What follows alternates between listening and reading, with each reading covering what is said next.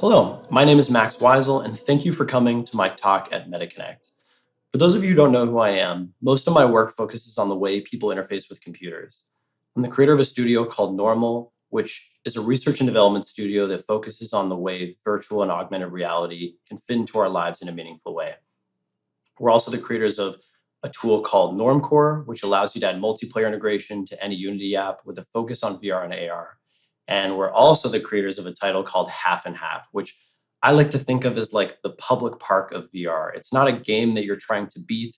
It's really a catalyst for conversation, and it's something that you use when you can't talk to someone in person.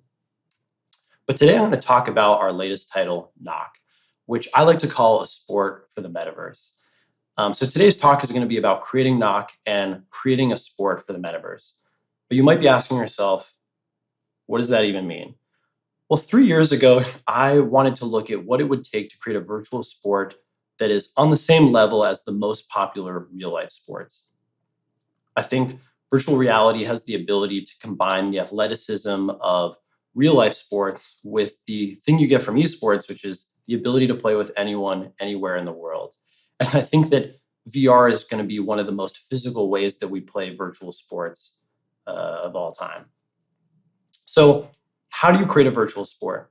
Well, what makes a real life sport good? That's kind of the first thing to look at. When I look at the most popular sports in the world, like what is something that they all have in common? And the first thing that comes to mind is a ball. A ball gives you a single focal point. When you're playing the game or when you're spectating, which I'll talk a little bit more at the end, a ball gives you kind of the center of the action. It's kind of the thing that everyone is focused on. And when I started looking at esports, I saw a lot of first person shooters, a lot of games where if you weren't familiar with the game, you couldn't really tell where the action was going. And there are a lot of video games that are based on real physical sports that have a ball. There's games that are based on soccer, there's games that are based on basketball, but in a lot of the titles that I looked at, the physics of the ball didn't really matter. Now, there was one title that kept coming to mind, which is Rocket League.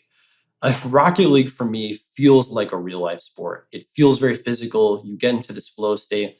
The physics of the ball matter, and they're what make every game unique and different. But it's also a game that you can enjoy as a total beginner or something that you've played. You know, if you could be the best player in the world, and every game is still interesting. So in Half and Half, we'd created the Star Ball, which sort of proved that the soccer and VR concept would work, but it didn't really have the depth that I would expect from the most popular sport in the world. And there's this quote I love from Nolan Bushnell, which is that all the best games are easy to learn and impossible to master. And I think that applies to sports as well. So, starting with Starball as a base, our designer Dave added a bow and arrow. And for those of you who have never used a bow and arrow in virtual reality, it's something that feels really good with the controllers. There's something about the feedback you're expecting, it really lines up, and it's something that also is easy to pick up and hard to master. And I think when you combine that with soccer, we essentially get twice the surface area. We get a game that is easy to learn. Anyone can look at someone playing bow and arrow soccer and understand how it works, but you could spend your whole life playing this game and still not be the best player in the world. So we put it together and it started to feel really good. I think this is one of the first prototypes that we played, and we got to the drawing board. We started thinking about how heavy the ball should be, the shape of the arena, the mass of the arrows. And one of the things we learned very early on was how important the shape of the arena was. Here you can see that the slope of the arena kicks the ball up when it's hit, versus in the arenas where there are no slopes, the ball kind of just always stayed on the ground. There was no vertical element to the game. And we just continued iterating on this concept. As it got better, as the bow and arrow started to feel better, as the physics of the ball started to feel better, there was this magical thing that happened. And that's what I'm going to refer to as flow state. Now, flow state is something that many of you are probably familiar with. The way I like to think about it is it's the moment where you're completely absorbed by a sport. Time slows down, the voice in your head goes away. And I think this is one of the most important things to get right when building a sport. You want something that feels more like soccer or basketball than maybe something like chess that's very cerebral. So by this point in the project, bow and arrow feels incredible in virtual reality. Combining that with soccer, you got something that's easy to learn and hard to master. But something was still missing. Whenever we would play prototypes of this game, you could really only hit the ball in one direction, and that direction was away from you. Here you can see a prototype where we're trying to add curving to the arrows so you can hit the ball in different directions. And that kind of worked. But the real crux of the issue was that Nock needed a way to move. If you look at movement in any real sport, uh, it's very important to the game. There's like an entire meta game about where you are, where your teammates are, where your opponents are, where you think people are going to go. There's inherent risk to leaving your goal, and the position of yourself on the field really matters. So that's something that I wanted to bring to Knock. One of the first things that we tried was instant teleport. And we created a few pads that you can move between. And the way this worked is you would point the bottom of your bow in the direction you wanted to move, and you'd click a button and you'd move there. But very quickly, we learned that this just absolutely breaks your flow state. And so this rule started to develop that we could not use instant teleport. And there are a few other reasons. I mean, in addition to breaking your flow state, you can't really predict your opponent's movements if you can move instantly. If you're looking at people and they just immediately jump between pads on the field, that meta game of thinking about where players are and trying to even trick people into thinking you're going in a different direction doesn't really apply. You lose out on that.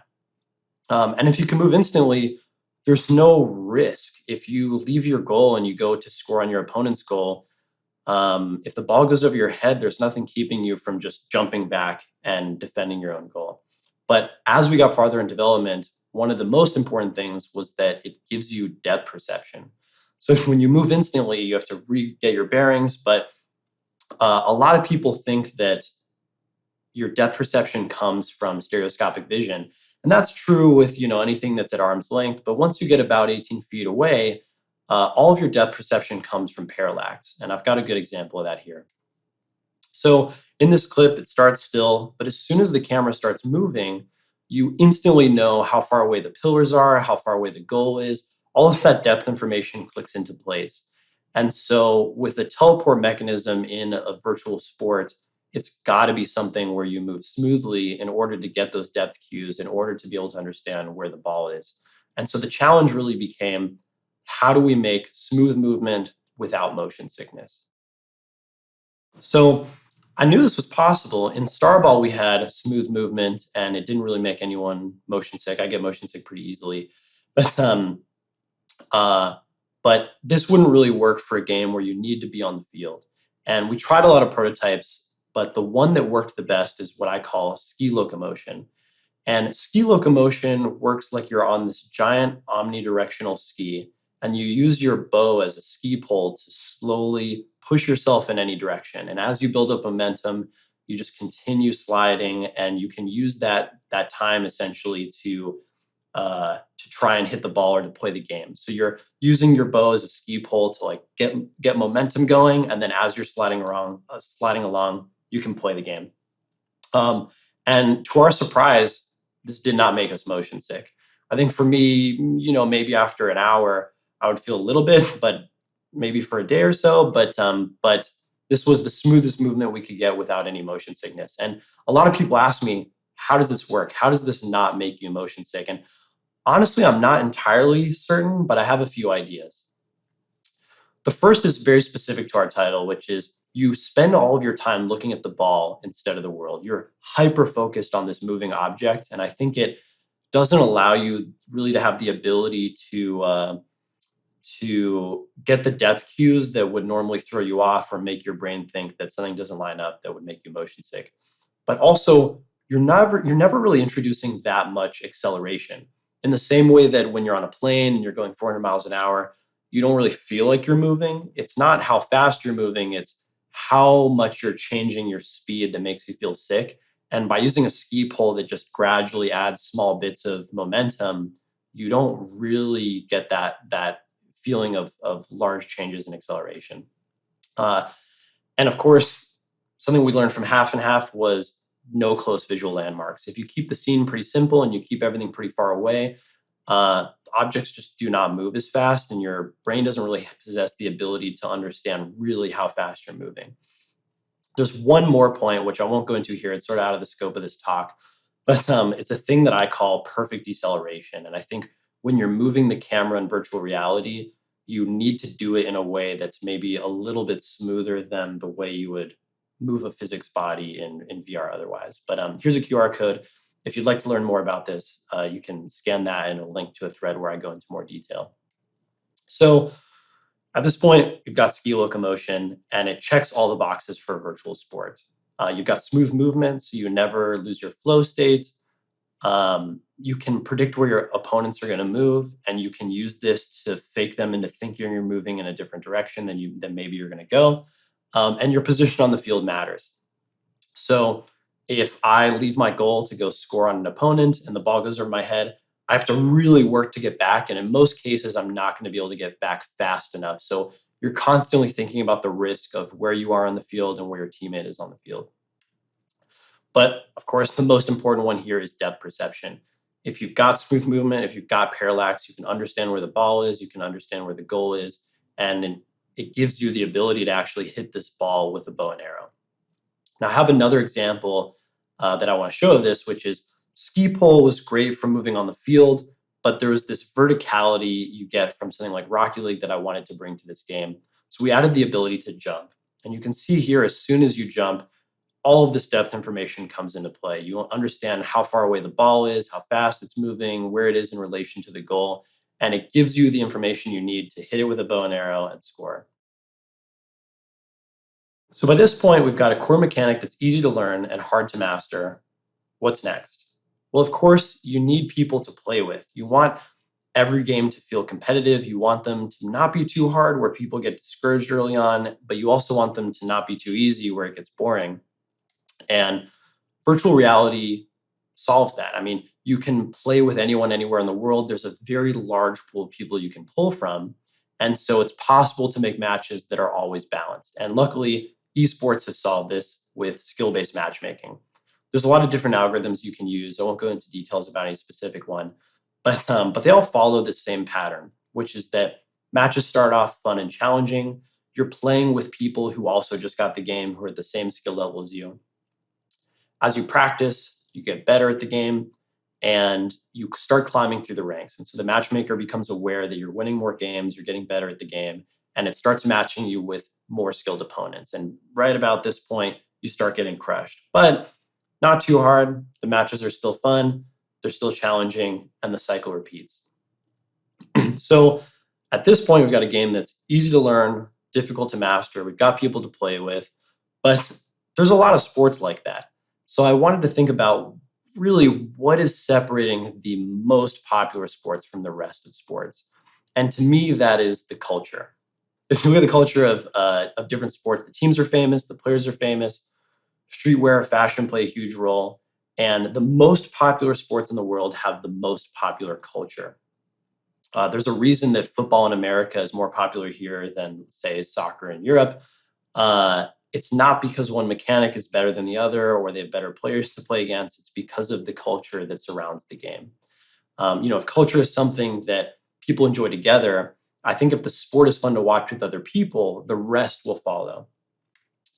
And so when I look at all of the most popular and the most watched sports, what do they all have in common? You might be able to guess it's a ball. So in addition to a ball making a great sport for players, it's also really great for spectators.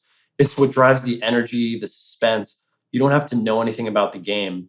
I'll show a clip here from Nock. And just from following the ball, you realize you don't have to look at the players. You don't even have to know that they're using a bow and arrow. You can tell where the suspense is just based on the position of the ball. So as it gets closer to blue team's goal, you know you need to start paying attention. You're watching the blue players, and as soon as there's this breakaway moment, you realize that like they're about to score, and you can feel the emotion of the game, even if it's something you've never played. So having a sport that's fun to watch is important. I think this is, again, the detail that's going to bring the culture to the game. And I think it's something that is missing from a lot of esports. I think the majority of esports out there are first person shooters. They're things that are really hard to spectate if you don't play the game. But so putting it all together, I think the recipe for creating a virtual sport that can compete with the most popular physical sports is first you got to have something that's easy to learn, hard to master. You need a mechanic that you can pick up in a day, but you could spend your entire life playing and still not be the best. You need good competition. Something that we don't have the luxury of today is you can't really get, if you invent a new physical sport, uh, it's really going to be hard to find enough people to play and to keep it competitive. You might be the best person to sport and not have anyone to play with. But with a virtual sport, you need something that's competitive and something where you can play with anyone anywhere in the world. I think that's kind of the key that's going to allow a virtual sport to have a chance of becoming the most popular sport in the world. And of course, most important to me, it's got to be fun to watch. If it's not fun to watch, like you don't have the culture. You need something that people are going to want to watch, because I think honestly, there's probably more people spend more time watching sports than they do actually playing them. So the final result is Nock. It's easy to pick up. It's hard to master. It's competitive. You can play with anyone, anywhere in the world. And most importantly, it's fun to watch. This is the first step in a very long journey to create a virtual sport that's on the same level as a physical sport. But I want to show you guys the final product.